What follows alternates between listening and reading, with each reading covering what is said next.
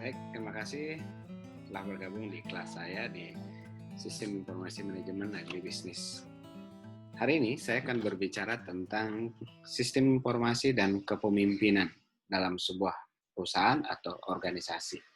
Seperti apa? Ayo kita lihat. Baik, kepemimpinan atau leadership atau leader pemimpinnya itu sangat berpengaruh atau sangat dekat dengan inti dari manajemen sebuah perusahaan atau organisasi. Dan kepemimpinan ini sangat berpengaruh terhadap bagaimana organisasi efektif dalam menjalankan kegiatannya atau roda organisasinya. Dalam konteks sistem informasi, pimpinan organisasi itu berperan dalam pertama, menciptakan sistem informasi, yang kedua menerima informasi, yang ketiga menyalurkan informasi, yang keempat memakai informasi, dan yang terakhir adalah menilai informasi. Jadi, kalau saya ibaratkan dua pulau, Pulau A dan Pulau B, di mana Pulau A adalah organ internal organisasi dan Pulau B adalah eksternal organisasi, maka fungsi dari kepemimpinan, fungsi dari pemimpin adalah dia merupakan jembatan yang menghubungkan Pulau A dan B, di mana dia menjadi saluran keluar dan saluran masuk terhadap organisasi Pulau A. Dia juga menilai yang mana informasi nilainya bagus, bisa masuk ke Pulau A, dan begitu juga bagaimana menggunakan informasi itu untuk melakukan polisi menghadapi Pulau B.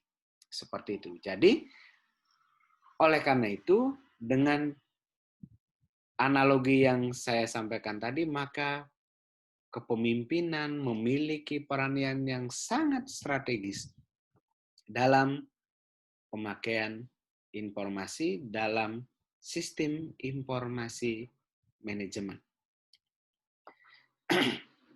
Nah, bagaimana pengaruhnya kepemimpinan dalam sistem informasi manajemen? Yang pertama perlu kita sadari, kita pahami bersama bahwa pemimpin itu harus memiliki pemahaman lebih dari siapapun di dalam organisasi terhadap informasi yang dibutuhkan, informasi yang diproduksi, informasi yang digunakan dalam mengambil keputusan. Jadi, walaupun perusahaan itu sudah memiliki tim informasinya, tim IT-nya, tetap pemimpin harus memiliki pemahaman yang lebih dari siapapun yang ada di dalam organisasi itu. Artinya dia harus memiliki kemampuan menyerap dan segala macamnya yang lebih bagus daripada orang lain. Pimpinan organisasi sangat mungkin memiliki berbagai informasi tentang organisasi dan tentang lingkungan yang turut menentukan keberhasilan organisasi. Bahwa pimpinan itu harus memiliki informasi yang lebih komprehensif dari orang-orang yang ada di bawahnya. Dan dia juga harus memiliki informasi yang lebih komprehensif dari lingkungan luar yang mempengaruhi lingkungan organisasinya. Tentu rektor misalnya harus memiliki informasi yang jauh lebih komprehensif daripada dekan, apalagi ketua program studi. Rektor harus memiliki informasi yang lebih komprehensif terhadap bagaimana selera pasar masyarakat Kota Kupang misalnya, termasuk isu-isu akademik lainnya di lingkungan luar kampus dibandingkan orang-orang atau struktur yang ada di bawahnya. Karena apa? Karena pemimpin itu menentukan falsafat organisasi dari organisasinya. Pimpinan organisasi yang menentukan informasi apa yang disampaikan kepada siapa. Dia menjadi jembatan tadi yang saya jelaskan tadi. Sehingga dia yang menentukan, oh informasi ini boleh disampaikan kepada si A. informasi ini boleh disampaikan kepada si B. Informasi ini tidak boleh disampaikan kepada publik karena ini adalah informasi internal. Seperti itu. Misalnya, ada informasi kesalahan pencatatan dalam biaya ABC. Misalnya. Itu tidak mungkin disampaikan kepada khalayak luas. Maka itu merupakan informasi yang digunakan untuk melakukan evaluasi internal top management, pimpinan terhadap staf yang berada pada bidang produksi atau bidang yang mencatat pengeluaran itu. Seperti itu. Pemimpin merupakan sarana pengiriman informasi baik dari luar maupun dari dalam organisasi ini yang sudah saya analogikan sebagai jembatan dua pulau yang satunya adalah internal dan satunya adalah eksternal. Karena peranan informasionalnya ini, pimpinan mempengaruhi penciptaan informasi. Kenapa saya bilang mempengaruhi penciptaan informasi? Karena pimpinanlah yang berkepentingan terhadap segala informasi baik dari internal maupun eksternal perusahaan. Untuk apa misalnya? Saya perlu informasi ini untuk pengambil keputusan ini. Jadi dia sangat berpengaruh. Dan yang terakhir adalah pimpinan menggunakan informasi untuk mempengaruhi orang atau organisasi. Jadi pimpinan bisa menggunakan informasi, jadi data yang sudah diolah menjadi informasi itu digunakan untuk mempengaruhi orang. Performa perusahaan saya bagus, ini buktinya, misalnya seperti itu. Nah, pimpinan organisasi mau atau tidak mau harus terlibat dalam seluruh tahapan penanganan informasi. Terlibat di sini bukan berarti terlibat menganalisis langsung, tapi bagaimana filosofi sebuah informasi, sebuah data dianalisis sampai menjadi informasi, itu harus dipahami oleh pimpinan sehingga dia bisa dengan sangat mudah memahami sejatinya bagaimana informasi itu terproduksi dengan baik atau informasi ini masih perlu dipertanyakan.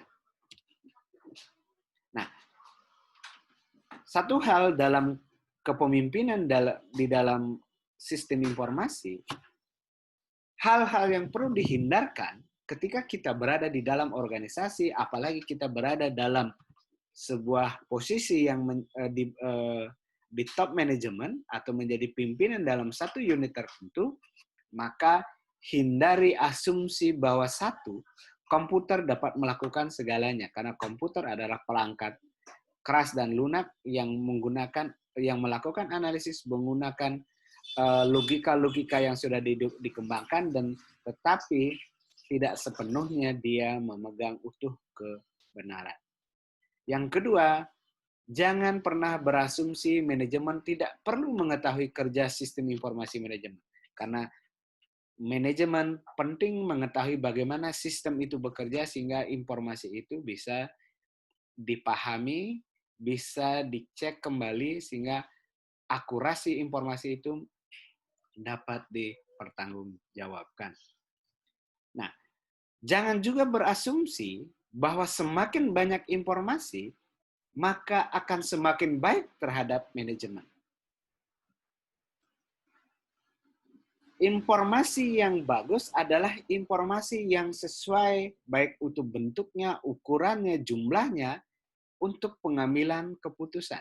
Karena semakin banyak informasi bisa jadi akan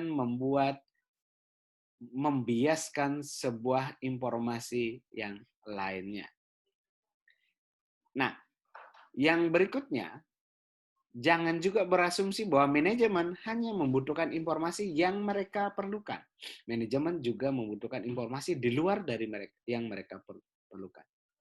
Dan yang terakhir, jangan pernah berasumsi bahwa merupakan keputusan yang terbaik jika manajemen hanya diberi informasi yang mereka butuhkan. Jadi, ketika manajemen membutuhkan informasi A, tetapi ada informasi B penting yang mereka tidak minta, tetapi sebenarnya yang mereka tidak butuhkan, tetapi sebenarnya harus juga disampaikan bahwa informasi ini ada dan mungkin ada relevansinya dengan pengambilan keputusan. Nah, bagaimana sebenarnya manajemen sebuah database informasi ya atau DBMS atau Database Management System itu bermula dari field atau dari lapangan atau dari tempat kerja atau unit terkecil, kemudian itu datanya di record, dicatat, kemudian data itu di filing atau disimpan, dan kemudian kumpulan data-data tersimpan itu tersimpan dalam database atau pangkalan data.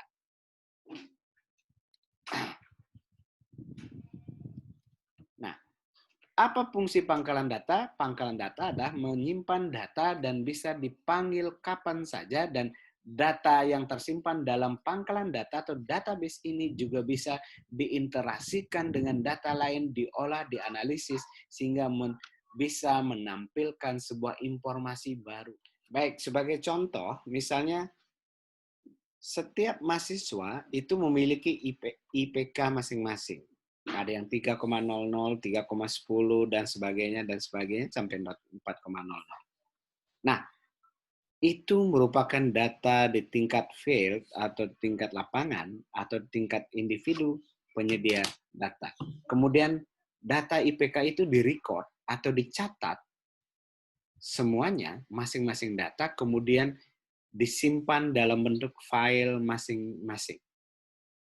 File IP si A, si B, si C itulah kemudian disimpan di dalam database sebuah sistem informasi. Nah, data ini bisa menjadi penghuni database sepenuhnya secara parsial, tetapi juga bisa menjadi informasi bahwa IPK rata-rata, misalnya diinteraksikan, dijumlahkan, kemudian dibagi dari jumlah mahasiswa itu, dia akan menjadi IPK rata-rata, angkatan sekian. Itu akan menjadi sebuah informasi baru. Bahkan dia akan menjadi database baru, kemudian dia bisa diinteraksikan dengan database hasil pengolahan dari angkatan yang berbeda. Sehingga dia akan menjadi feed lagi, di record lagi, di file lagi, di database lagi, dan seterusnya. Seperti itu. Itulah sebuah sistem database management. Database management system, ada kegiatannya, di record, di filing, kemudian disimpan di database. Nah, bagaimana distribusi data? Distribusi data itu selalu sesuai dengan struktur organisasi perusahaan atau organisasi. Dari pusat ada cabang, tentu dari beberapa cabang, dan di dalam cabang itu akan terdiri dari beberapa bagian-bagian lainnya di dalam cabang. Jadi alur data, distribusi data bisa dari yang besar dari atas yang ke kecil, atau bisa dari bawah itu melalui cabang baru ke pusat. Nah, bagaimana sistem informasi ini mendukung sebuah keputusan atau decision support system? Bagaimana keputusan didukung oleh sebuah sistem? Nah, quality of decision making atau QODM itu sangat dipengaruhi oleh informasi atau information dan intuition atau intuisi atau intuition.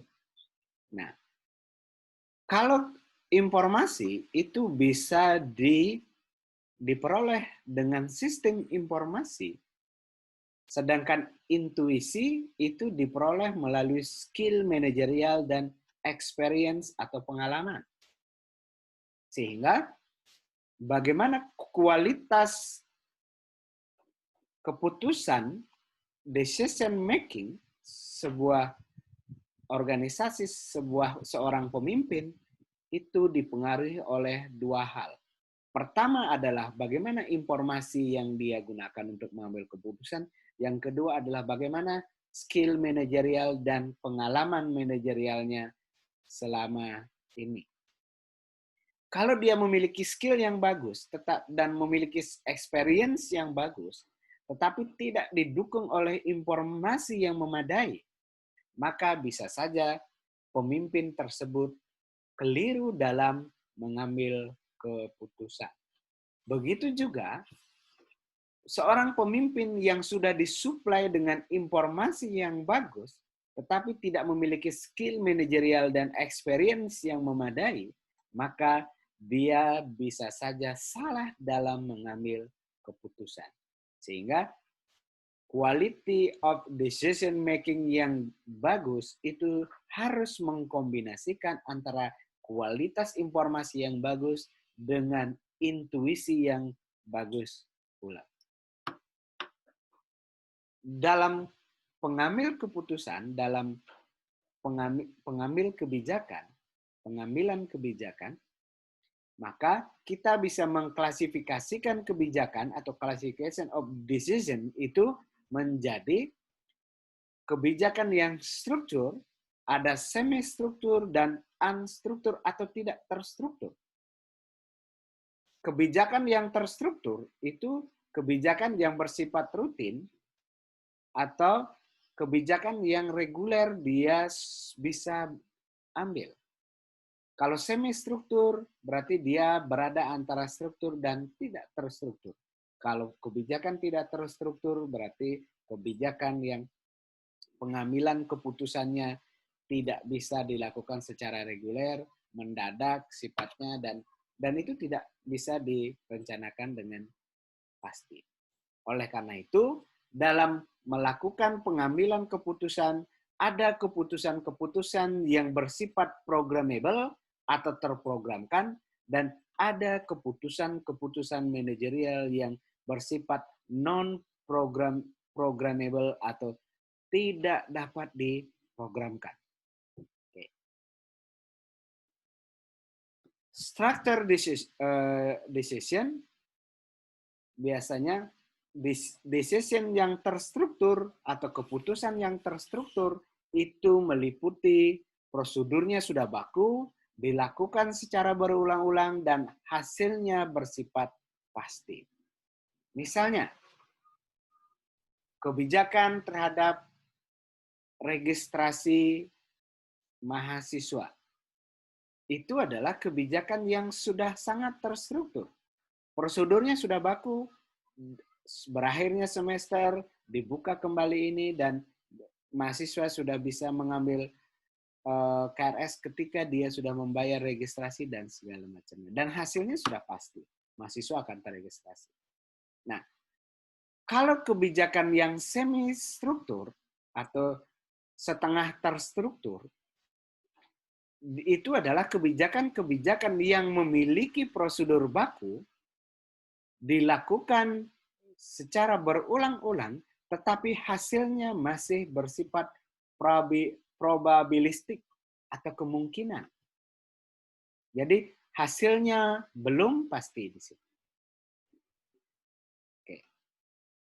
Sedangkan kebijakan atau decision yang tidak terstruktur atau unstructured decision itu adalah kebijakan yang dilakukan prosedurnya secara berubah-ubah, dipengaruhi permasalahan yang terjadi saat itu, dan hasilnya bersifat tidak pasti. Misalnya, pada saat tertentu tiba-tiba harus mengambil keputusan apakah ini harus diambil atau tidak. Nah, itu misalnya masuk ke dalam unstructured decision. Dan kalau struktur decision, semi-struktur decision itu bisa menggunakan sistem informasi yang kuat untuk pengambilan keputusan, unstructured decision itu harus menggunakan informasi yang kuat dan juga intuisi yang kuat. Karena ini adalah kebijakan, keputusan-keputusan yang sangat dinamis yang membutuhkan pengalaman dan juga kualitas informasi yang diolah sedemikian rupa sehingga menjadi sebuah keputusan yang memberikan benefit yang lebih banyak daripada kekurangannya. Seperti itu. Yang berikutnya, kalau kita kelompokkan masing-masing pengambilan keputusan ini, maka ada yang programmable dan ada non-programmable. Kalau structure decision, semi-structure decision itu adalah keputusan-keputusan, pengambilan keputusan yang dapat terprogram, sementara unstructured decision itu adalah keputusan-keputusan yang diambil yang tidak pernah bisa diprogramkan atau non-programmable decision.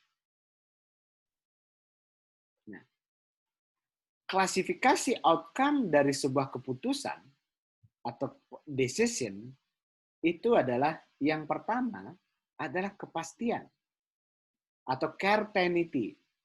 Jadi setiap kebijakan atau setiap decision yang diambil oleh top management atau struktur dalam manajemen itu, maka dia harus memberikan kepastian. Yang kedua, outcome berkaitan dengan risiko atau risk, bagaimana risiko diambil, dipecahkan.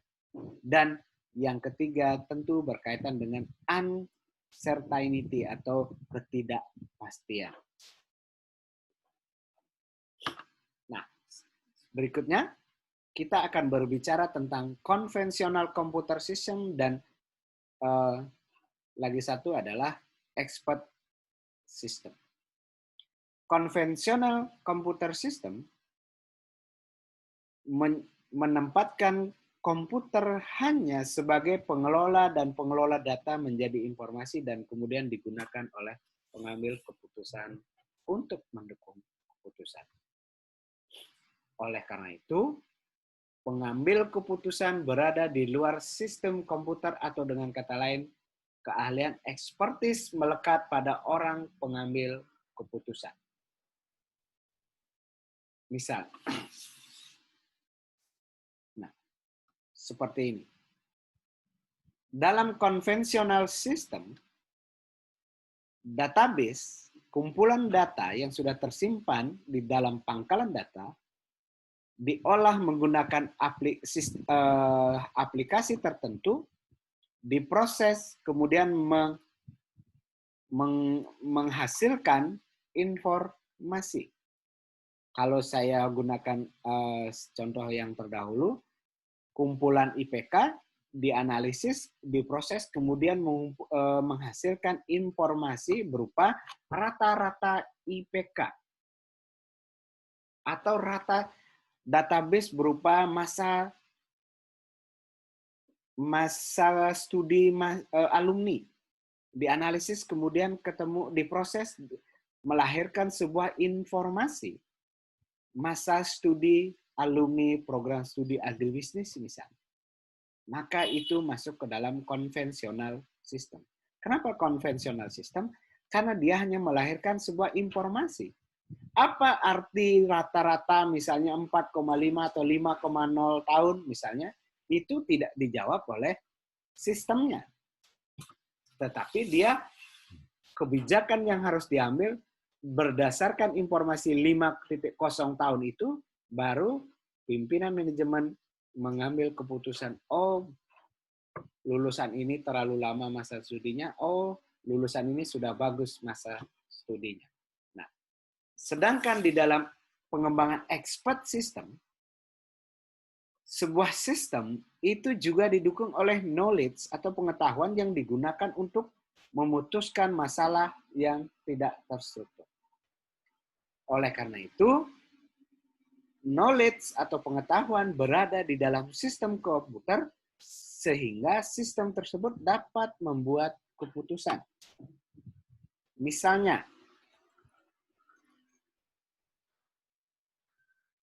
seorang mahasiswa dia dinyatakan lulus ketika dia